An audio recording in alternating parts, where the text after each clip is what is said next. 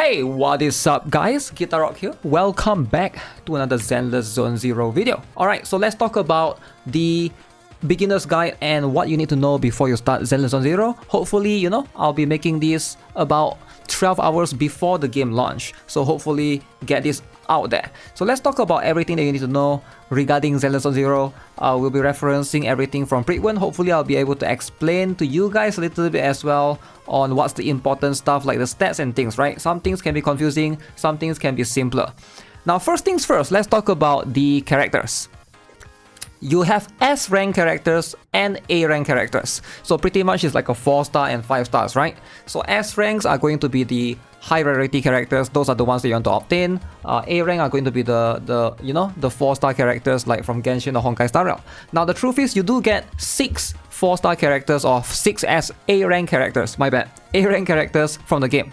So you get NB, Nicole and Billy early on. You unlock them from the story, just playing through, and then you basically get them for free. And then for Ben, you get 1 copy of him, I believe in the chapter 2, right? And then for Corinne, she is going to be the pre-registration reward. And then you get Sokaku, which is a very, very strong character. She's probably the best character out of the bunch if you're looking for all of these free character, A-rank characters. She can be obtained if you complete Shield Defense 3-4, which is like the Spiral Abyss or Memory of Chaos equivalent of the game, right? So that's going to be something that you want to try to strive towards. You can also obtain Sokaku if you pull for Elenjo. Hopefully, it's going to be something that's like much more manageable to try to get her from there, right? I do recommend players to pull for Elenjo, by the way, because Sokaku and Elenjo, and then you can try to get Lycoan as well. The Ice team pretty much is the standard meta. Now let's talk about the stats. This is going to be a very, very important. Alright, so the first things first, HP, defense, very straightforward, right? You get 1 is your HP, is like the amount of HP you have. If depletes to 0, you die. Alright, and then you also get attack, how much damage you deal. Now, there's one additional thing that I think is going to be quite unique. This is going to be called impact. Now, impact is going to be very interesting, very unique actually for certain characters. Now, some characters can have high impact, some characters can have low impact. Now, what is this impact thing about, right?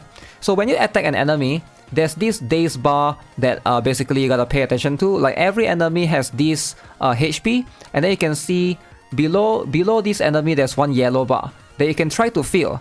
Alright, so whenever you fill the enemy's yellow bar to full, or the daze to full, you can perform combo. Like now you can see this is the combo we're talking about with the Bamboo, with the characters to swap around.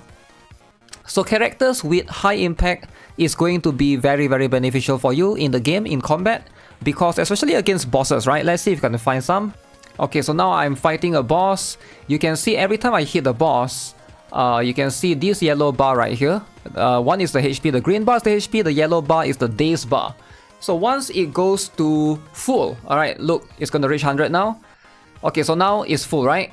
Now we can perform a combo. So you can perform this combo, you can swap to your Bamboo, do the attack, and then you can swap to your characters and do the combo. So ideally, having high impact is gonna give you a very, very high chance, like it just fills that bar faster, the daze bar, so that you are able to perform more combos. I do think that especially you want your character, preferably your main DPS, right, to have high impact, or even some of your support characters. It is going to be somewhat of an important stat overall, but character with low impact, you typically don't want to use them as much on the field. You want them to be on the field less. So hopefully that makes sense, right? Because of that. Now crit rate, crit damage, pretty straightforward. 1 is going to be the percentage of chance that you can crit. 1 is going to be the damage that you can do. Now there's also going to be one thing called the penetration ratio. Alright, penetration ratio is basically how much this can ignore defense. It's just pretty much that, right? So you basically, the higher percentage you have, let's say you got a 10% penetration ratio, I believe you're going to ignore 10% of the target's defense, which is just going to be a very straightforward thing. And then there's going to be 2 more things, Anomaly Mastery and Anomaly Proficiency. Now what the heck is this Anomaly Mastery and Proficiency? Now these things goes hand in hand. Anomaly Mastery and Proficiency is when I would say this is going to be quite important, because how you want to build your characters or how you want to build your team in the game is going to be reliant on how you want to apply the status effect or the debuffs to the enemies, right? For example, if you use Ice Team, the anomaly that you can apply is going to be Freeze and Shatter, which we're going to talk about shortly, right? And then energy regen is how much you can basically regen your energy as well. This is going to be your ultimate. So let's go into here. So there are 5 attributes, alright, fire, electric, ice, physical, and ether. Now at the beginning, starting off, the best team I think is going to be, because Ellen Jo is like the first red out character, the first limited red out character, therefore Ellen Jo is very strong in the ice team alongside with Sokaku and then Lai Koan. Now you can see right here in the thing that I mentioned earlier, the Anomaly Mastery and Anomaly Proficiency, you can see what does this do, right?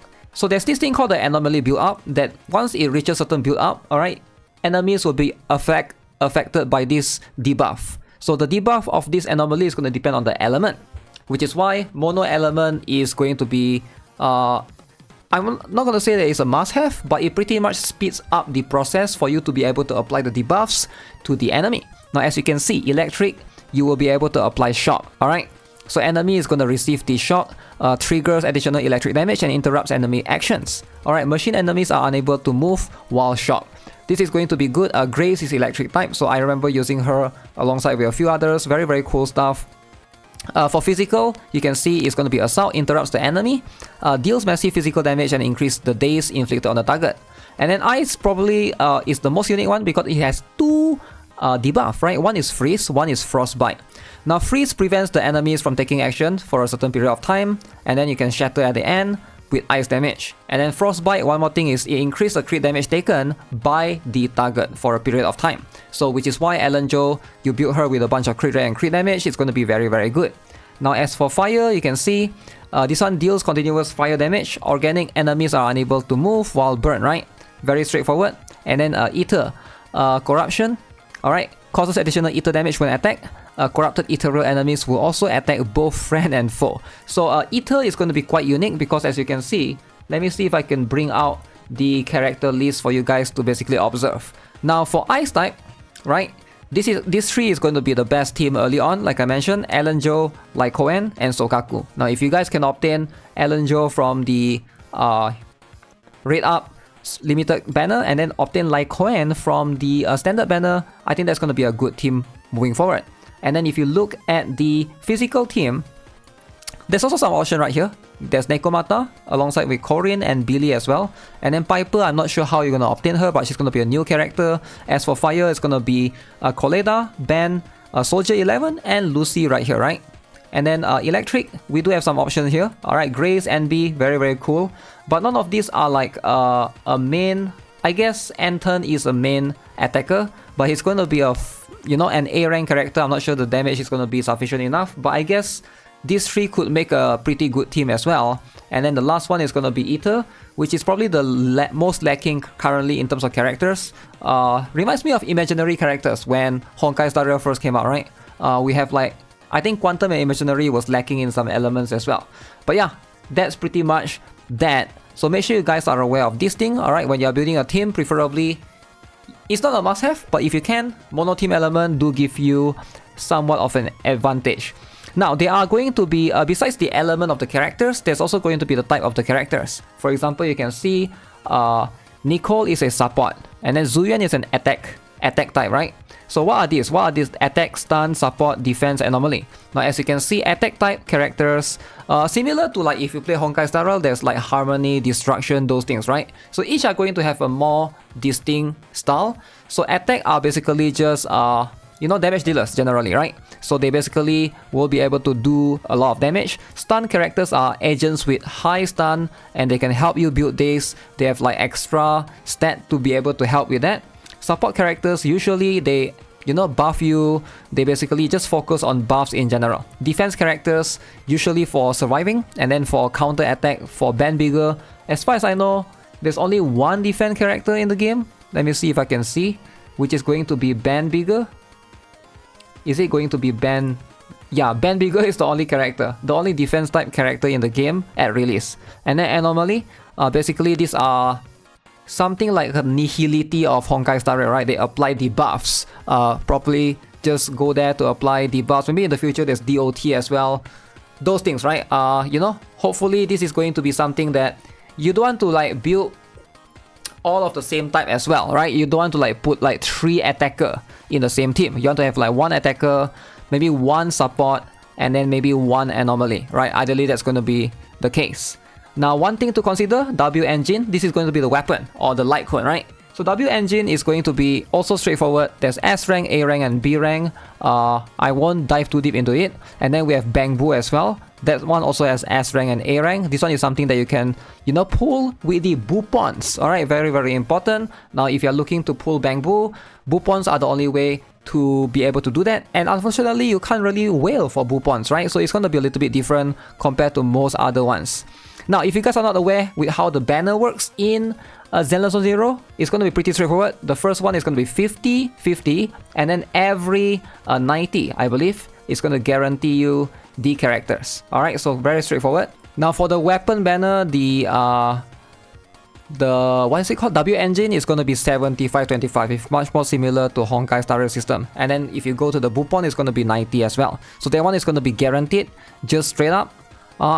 Yeah, so that's pretty much it. The rest is going to be combat based. I will make a separate one for that if you want to like get the perfect parry and stuff, perfect assist. So, hopefully this is going to be enough of the beginner's guide. Drive disc, let's talk a little bit about this. So drive discs are basically Zenless Zone Zero's equivalents of artifacts or relics. So basically this is what you equip on your characters. Alright, each one is going to be, there's 2 piece and then there's 4 piece, right? Very straightforward, and you can put up to 6 right there. So very, very simple and straightforward. Let me look at the sets and hopefully give you guys some example. You can see, right, 2 and 4 depending on what you need. So these are the ones that you can farm. Alright, so for example, Alan Joe, you ideally want to go for polar metal, which makes sense, right? Because it's ice damage. There are some that are definitely going to be much more how do I say, much more universal compared to some other ones. So this is going to be something that you do mid to late game, right? But other than that, that's pretty much it, right? You do have percentage for the stats. Obviously, damage dealer, you want to go with attack percent, crit rate percent, crit damage percent, and maybe anomaly, proficiency, or penetration, depending on what you want to go with, right? But obviously, different characters are going to have a different stats to look out for. If you are support, you want to go for energy regen percent and impact percent, right? So those are the things to look out for when you are doing this specifically. But obviously, the drive disc is going to be a separate thing on its own. So I want to like probably make a much more detailed video about that when when the game hits. Alright, so with that being said, this is going to be the beginner's guide for Zenless Zone Zero. Let me know what you guys think overall. Alright, are you guys excited? Are you guys hyped? Honestly, I am really looking forward to the game. And we'll see, right? Gonna try to have fun, just like how the closed beta is. Definitely it's going to be a very story-driven game, and I can't wait to see how everything is going to be. I don't want to talk about it too much, going to spoil, but I'm curious why her father... You know what? I'm just going to stop right there. No spoilers. No spoilers. Alright, so with that being said, that's going to be it for this video. Subscribe if you guys haven't already. Give this video a like, and I'll see you guys in the next one. Have a nice day. Goodbye.